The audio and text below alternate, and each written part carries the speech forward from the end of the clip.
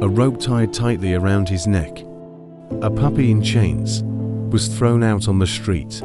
Nobody was approaching, but a vet noticed him. The chain is untied, but his confidence was still broken. The vet bathed him, calmed and nourished. For the first time, someone didn't hurt his neck. Now he raises his head without fear. A rope tied him up, but love has set me free. You too, be hope.